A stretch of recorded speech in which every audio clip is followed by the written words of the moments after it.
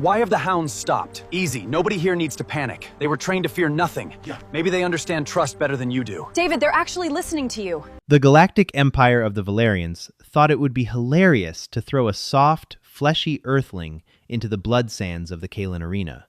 They expected a quick, brutal execution. Instead, the universe's most terrifying apex predators bowed. What happened next changed the galaxy forever.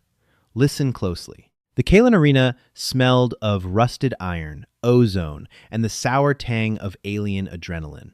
It was a colossal, brutalist amphitheater carved directly into the obsidian bedrock of a dead moon. Above, a shimmering energy shield held back the hard vacuum of space, while tens of thousands of Valerian spectators screamed for blood.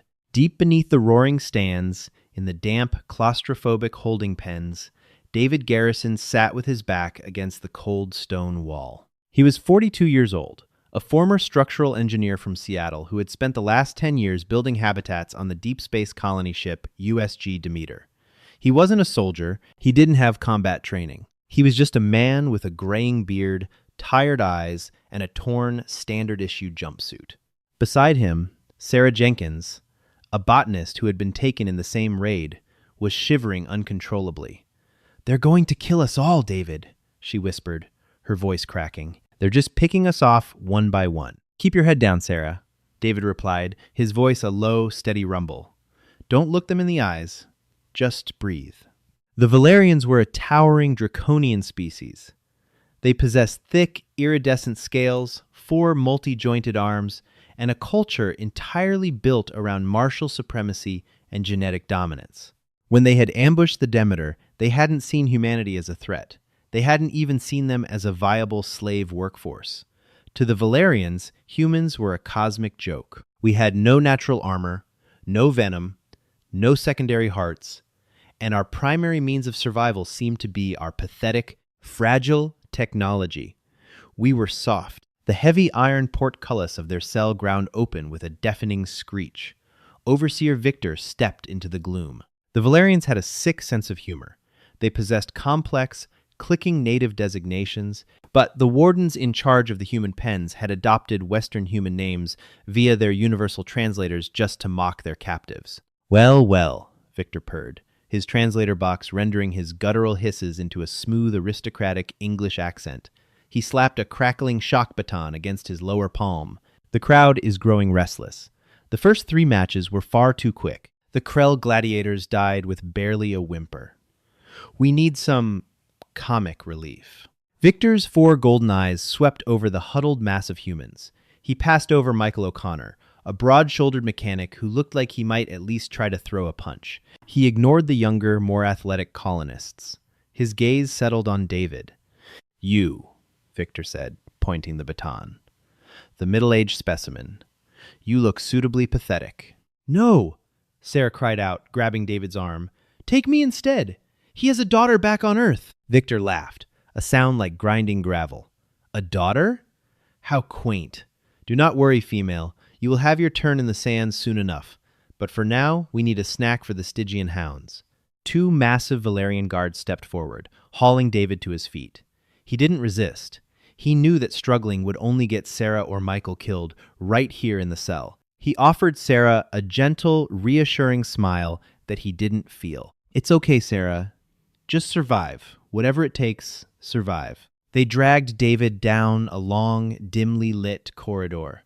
The roar of the crowd grew louder, a physical pressure that vibrated in David's chest. He could hear the announcer's voice booming over the arena's speakers, translated into standard galactic basic. "And now, esteemed citizens of the Empire, for our midday amusement, we present a creature from a newly discovered dirt ball in the outer rim. They call themselves humans. No claws, no fangs, no exoskeleton. Let us see how this fleshy morsel fares against the pride of the Kaelen beast pits." The guards shoved David forward, the heavy doors parted, and he stumbled out into the blinding, artificial sunlight of the Kaelen Arena. The sand beneath his boots was stained a rusty brown from centuries of slaughter. The arena was massive, a circular pit of death surrounded by towering holographic screens and thousands of jeering Valerians. David stood alone in the center. blinking against the glare, his heart hammering against his ribs. He was terrified. His knees felt weak, and cold sweat dripped down his spine. But as he looked up at the sneering faces of the aliens, a strange, profound calm began to wash over him. It wasn't bravery. It was the absolute crystalline clarity of a man who knew he was going to die and decided he wouldn't give his murderers the satisfaction of a panicked chase. Across the arena, a set of massive blast doors slowly began to rise. The crowd erupted into deafening cheers. "Release the Stygian Hounds!" the announcer bellowed. The Kaelen Arena held its breath as the shadows in the doorway began to move. From the darkness of the beast pits emerged three nightmares. The Valerians called them Stygian Hounds, but the translation did them a massive injustice.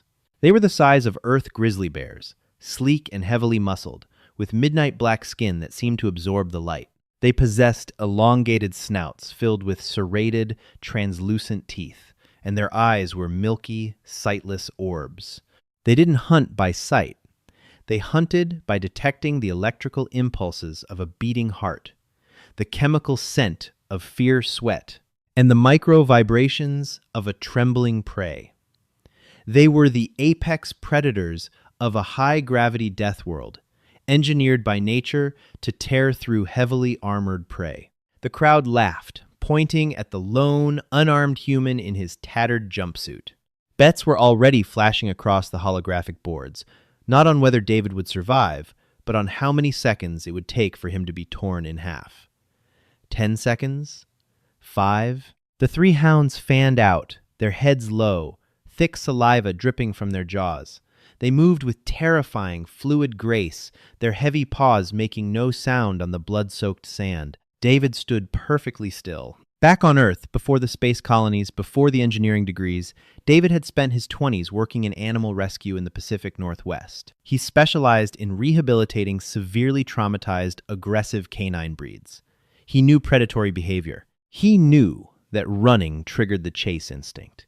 He knew that fear was a scent, a posture, a frequency that beasts could read loud and clear. These weren't dogs, they were alien monsters. But biology, David hypothesized in this terrifying final moment, often followed universal rules. Predators sought easy meals. They looked for weakness. The lead hound let out a deafening roar, a sound that shook the sand at David's feet, and charged. David didn't flinch. He didn't step back. He didn't even raise his hands to protect his face. Instead, he squared his shoulders. He planted his feet firmly into the alien dirt. He took a deep, controlled breath, forcefully slowing his heart rate, a meditation technique he used to endure the claustrophobia of deep space maintenance tubes. Thump, thump, thump. To the Valerian spectators, David was just standing there, paralyzed by fear. But to the Stygian Hounds, something inexplicable was happening. As the lead beast closed the distance, its sensory organs were bombarded with anomalous data. The Kaelen beasts were accustomed to prey that shrieked, released pungent fear pheromones, and possessed erratic, fluttering heartbeat. David's heartbeat was a slow, rhythmic, terrifyingly steady drum. Furthermore, humans are from Eartha class, 9 Deathworld by galactic standards. We evolved as endurance pursuit predators. Our bodies are incredibly dense, our gravity is punishing, and our sweat glands excrete a complex cocktail of chemicals that, to an alien sensorium, smells like concentrated predatory danger. David's forward-facing eyes, locked dead onto the charging beast, screamed apex.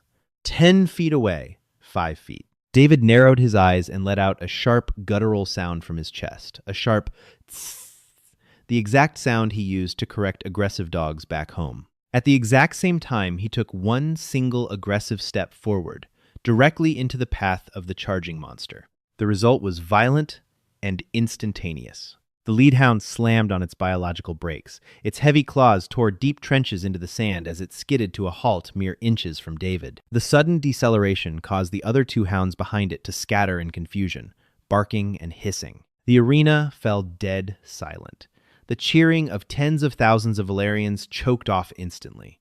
The lead hound stood before David, its massive jaws open, its hot, metallic-smelling breath washing over David's face.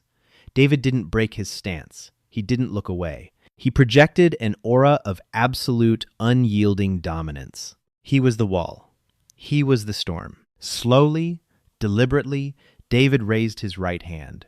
Up in the stands, Overseer Victor gripped the railing of his luxury box, his jaw dropping. What is he doing? Why isn't it attacking? David held his hand out, palm flat, hovering just inches above the terrifying beast's snout. He didn't show an ounce of hesitation. Animals, even alien ones, understood conviction. The hound let out a low, rumbling growl, but it didn't bite. It shifted its weight nervously. "Sit!" David commanded. His voice wasn't loud, but it was hard as steel. It carried the unquestionable authority of an earth predator. The beast didn't understand the English word, but it understood the tone. It understood the dominant body language. It understood the slow, heavy, unafraid heartbeat of the creature standing before it. The hound's ears flattened against its skull.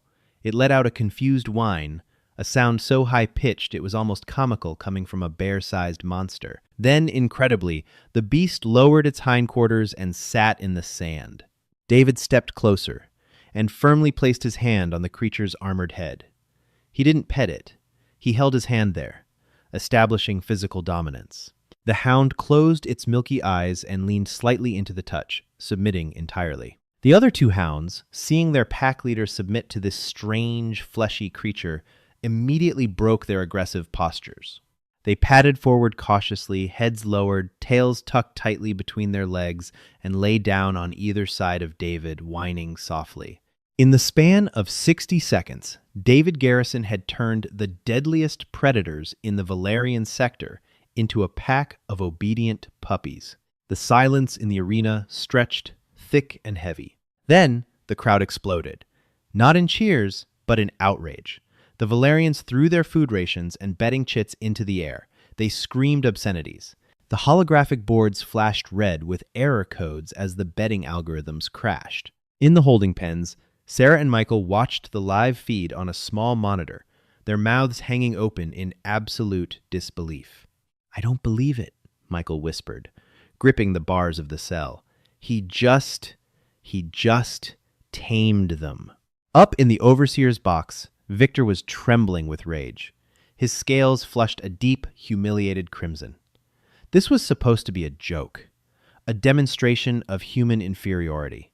Instead, this fragile Earthling was mocking the very foundation of Valerian dominance. He was making them look weak. "Sir," a technician stammered from the control console, "the bioscanners. They're reading the human's vitals. His heart rate is lower now than it was in the holding cell." The hounds. They're registering him as a hyper-predator. Their pack bond instincts have overridden their hunger. "Impossible!" Victor roared, slamming his fist onto the console, shattering the glass. "They are beasts! He is meat! Fix it!" I can't, sir. They refuse to engage." Victor's eyes narrowed into slits of pure malice. He reached out and shoved the technician aside, grabbing the master control override. "If the hounds will not kill him, then we will send something that doesn't care about pack dynamics. Let us see this Earthling attempt to tame a Kaelen dread scorpion." Victor smashed his hand down on the black release button. Down in the arena, David felt the ground begin to shake. The three hounds around him whimpered, standing up and pressing themselves against his legs, seeking his protection. Across the blood sands, the massive iron gates at the far end of the arena didn't just open. They were blown off their hinges. A screech that sounded like grinding metal echoed through the stadium, and David realized with a sinking feeling that the real show was just beginning. The air in the Kaelen Arena instantly grew thick and acrid, carrying the unmistakable scent of ammonia and burning copper. The colossal blast doors at the far end of the stadium lay in crumpled, smoking ruins. From the gaping maw of the beast pits emerged a creature that seemed pulled from the darkest fever dreams of a dying star. The Valerians called it a dread scorpion, but to David Garrison's analytical engineer's mind, it looked like a walking siege engine. It was 20 feet long, encased in a midnight blue chitinous exoskeleton that gleamed with a metallic sheen. 6 massive, multi-jointed legs gouged deep craters into the sand with every step. At the front, two heavily armored pincers snapped with enough hydraulic force to crush a titanium hull. Arching high over its thorax was a segmented tail, tipped with a dripping, translucent stinger the size of a longsword. Where the venom hit the sand, the ground hissed and smoked. The three Stygian hounds flanking David let out high-pitched, terrified whines. They pressed their heavy, muscular bodies against his legs, their previous apex predator confidence entirely shattered. To them, this was not a rival. It was a natural disaster. Up in the VIP box, Overseer Victor leaned over the railing, his four golden eyes wide with sadistic glee. He grabbed the broadcast microphone. "Behold, citizens, the Earthling's little trick with the hounds will not save him now.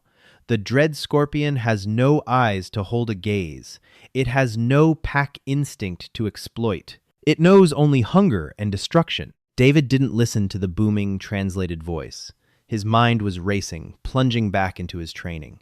He wasn't a soldier, but he was a master of structural integrity. He had spent years under the tutelage of Dr. Harrison Miller, the chief architect of the USG Demeter, analyzing stress points, load-bearing vulnerabilities, and material weaknesses. David narrowed his eyes, tracking the monster as it skittered sideways, snapping its massive claws. "Everything has a breaking point, David," Dr. Harrison Miller used to say, standing over holographic blueprints of orbital stations. "Armor is just a promise waiting to be broken by applied physics. Find the seam. Find the joint. Find the flaw." David rapidly analyzed his opponent, organizing the data in his mind. Mobility. The creature was heavily armored but top-heavy. Its turning radius was wide. Sensory. It lacked standard visual organs, likely relying on seismic vibrations through its legs and olfactory receptors on its mandibles. Weaponry. The venomous tail had a massive reach, but its trajectory was limited by the articulation of its segmented chitin. It could only strike directly forward or in a narrow overhead arc. Vulnerability. The joints. Where the thick armor plates of the legs met the thorax, the chitin was thinner. A pale, softer membrane designed to allow movement. The scorpion let out a deafening metallic screech and charged. "Move!" David roared, slapping the flanks of the hounds. The beasts scattered, their survival instincts overriding their terror at his sharp command. David didn't run away. He sprinted laterally, kicking up massive clouds of blood-soaked sand. Because Earth's gravity was nearly twice that of the Valerian homeworld, David's muscular density and explosive speed completely defied alien expectations. To the Valerians in the stands, the middle-aged human suddenly moved like a blurred projectile. The scorpion stinger slammed into the sand right where David had been standing a fraction of a second prior, burying itself 3 feet deep into the bedrock. A geyser of green, highly corrosive acid erupted from the crater. David rolled, feeling the heat of the acid wash over his tattered jumpsuit, burning the fabric but sparing his skin. He sprang to his feet, ignoring the burning ache in his lungs. He didn't have a weapon, but he had an arena full of debris. When the scorpion had blown the iron gates off their hinges, large, jagged shards of heavy Valerian steel had been scattered across the sand. David sprinted toward a piece of shrapnel, a twisted 3-foot length of jagged iron, heavy and brutally sharp. He scooped it up. It weighed easily 40 pounds, but in the lower gravity of the Kaelen Arena, he wielded it like a baseball bat. The scorpion wrenched its stinger free from the sand, turning its massive armored bulk toward the vibrations of David's sprinting feet. It snapped its right pincer, aiming to snip the human in half. David didn't retreat. He recalled the lessons of Captain Gregory Fields, the late commander of his colony ship, who had always preached the value of unpredictable geometry in a dogfight. Never go where they expect you to be. As the massive pincer swung toward him like a freight train, David dropped to his knees and slid across the blood-slicked sand, passing directly underneath the snapping claw. The crowd gasped. Now, David was inside the creature's guard, directly beneath its towering thorax. The stench of ammonia was blinding, but David forced his eyes open. He looked up and saw it, the pale, pulsating membrane where the primary front leg met the main body armor. With a roar that tore at his vocal cords, David drove the jagged iron shrapnel upward with every ounce of his earthborn strength. The makeshift spear punctured the soft membrane, sinking deep into the creature's internal circulatory system. The scorpion shrieked, a sound of pure, mechanical agony. Green ichor rained down on David as the creature violently thrashed. It reared up on its hind legs, trying to crush the nuisance beneath it. David rolled frantically out from under the beast, just as its massive front thorax slammed into the sand. But the fight wasn't over. The creature, though gravely wounded, whipped its tail around in a blind, desperate frenzy. The stinger slashed through the air, catching David a glancing blow against his shoulder. The physical impact alone threw him 10 feet across the arena, sending him crashing into the stadium wall. Pain exploded in his left side. His collarbone felt fractured. He tasted copper. As he struggled to push himself up, the scorpion, dragging its crippled front leg, began to lumber toward him for the killing blow. Its jaws dripped with acidic foam. David was out of breath, out of weapons, and trapped against the arena wall. But he wasn't alone. A thunderous roar shook the stadium. The 3 Stygian Hounds, who had been cowering at the edges of the arena, suddenly charged. The pack dynamic had shifted. David, their newly adopted alpha, had drawn blood from the untouchable monster.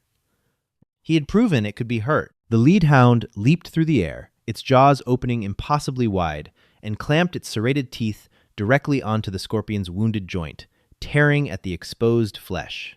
The other 2 hounds swarmed the creature from the opposite side, biting and clawing at its stabilizing legs, throwing the massive insectoid completely off balance.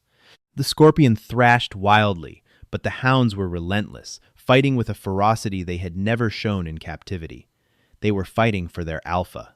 Under the combined assault, the crippled dread scorpion let out one final, gurgling screech. Its legs buckled, and its massive, armored body collapsed into the sand, sending a shockwave of dust across the arena floor. It twitched once, twice, and lay still. The 3 hounds, covered in green ichor and breathing heavily, climbed atop the dead monster's carapace. They looked across the arena at David, who was slowly staggering to his feet, clutching his bleeding shoulder. The lead hound let out a long, victorious howl that echoed into the artificial sky. The silence in the Kaelen Arena was absolute. It was a suffocating, heavy quiet, broken only by the panting of the hounds and the hiss of the scorpion's acidic blood eating into the sand. Tens of thousands of Valerians stared down at the arena floor, completely paralyzed. Their worldview, a rigid caste system built on the absolute certainty of their biological and martial supremacy, had just been systematically dismantled by a single middle-aged human engineer. He hadn't just survived. He had commanded their apex predators. He had slain their unstoppable monster with a piece of scrap metal and applied geometry. Up in the VIP box, Overseer Victor was hyperventilating. His golden eyes were bloodshot, his scales vibrating with a mixture of terror and rage. "Kill him!" Victor screamed into his comms unit, spittle flying from his jaw. "Snipers! The guards! Kill him now! Erase this embarrassment!" But before the Valerian snipers stationed around the arena rim could even raise their energy rifles, a different sound erupted. It didn't come from the VIP boxes, it came from the lower levels. The slave pens. Deep within the catacombs of the Kaelen Arena, thousands of captive species, Krell, Xylar, and humans, had been watching the live feed. For centuries, the Valerians had broken their spirits by forcing them to watch the arena executions, proving that resistance was futile against the might of the Empire. But David Garrison hadn't just killed a bug. He had killed a myth. A rhythmic, booming sound began to echo from beneath the stadium. Thump, thump, thump.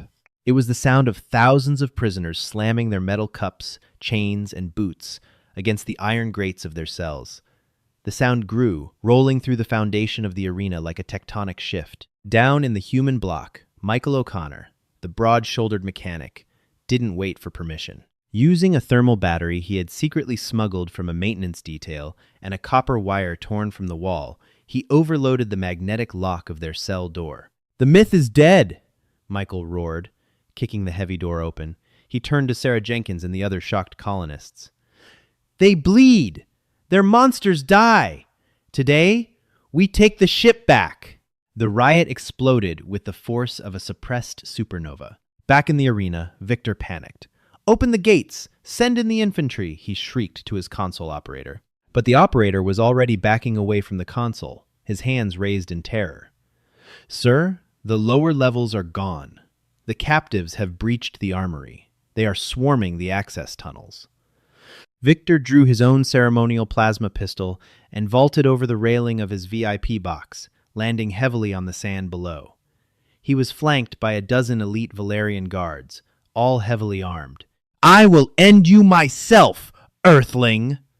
Victor hissed, marching across the blood sand, aiming his pistol directly at David's chest. David stood tall, ignoring the searing pain in his shoulder. He didn't flinch as the heavily armed aliens approached. He simply looked at Victor with an expression of profound, weary pity. "You don't get it, do you, Victor?" David said, his voice calm, carrying across the silent, tense arena without a microphone. "You build an empire on fear, but fear is just an emotion. It's temporary. It burns out." David raised his right hand. At his gesture, the 3 Stygian Hounds leaped down from the dead scorpion's carapace. They didn't growl. They didn't run. They moved with absolute predatory silence, forming a protective wedge directly in front of David. Their milky, sightless eyes locked onto Victor and the guards, tracking their rapid, terrified heartbeats. "We build on foundations," David continued softly. "Pack, loyalty, engineering, things that last." Behind Victor, the massive, reinforced doors leading to the spectator stands suddenly blew outward in a shower of sparks and durasteel. Through the smoke poured a tidal wave of humanity and alien captives, led by Michael O'Connor wielding a stolen Valerian plasma rifle. Sarah Jenkins was right behind him, throwing improvised incendiary charges made from smuggled cleaning chemicals. The oppressed had become the army. The Valerian guards surrounding Victor immediately dropped their weapons, recognizing that they were entirely surrounded by thousands of heavily armed, furious slaves. Victor stood alone in the center of the arena, his pistol shaking in his hand. He looked at the rioting stadium, at the thousands of slaves pouring into the stands, and finally at the tired, bleeding human standing behind 3 loyal monsters. Victor slowly lowered his weapon. His golden eyes fell to the blood-stained sand. The Empire of Fear was over. David Garrison exhaled a long, shaky breath, reaching down to gently pat the heavy, armored head of his lead hound. He looked up at the shattered sky shield, where the stars of the galaxy were just beginning to peek through the smoke. It was going to be a long journey back to Earth, but for the first time in a decade, he knew they were actually going to make it. What a legendary display of human resilience and predatory psychology. David proved that our greatest weapon isn't sharp claws or heavy armor. It's our minds, our courage, and our unstoppable earthborn spirit. Even the galaxy's most terrifying monsters know better than to mess with an angry structural engineer. If you loved this epic HFY sci-fi drama, make sure to hit that like button. Share this video with your fellow Earthlings, and subscribe to the channel for more incredible stories from across the galaxy.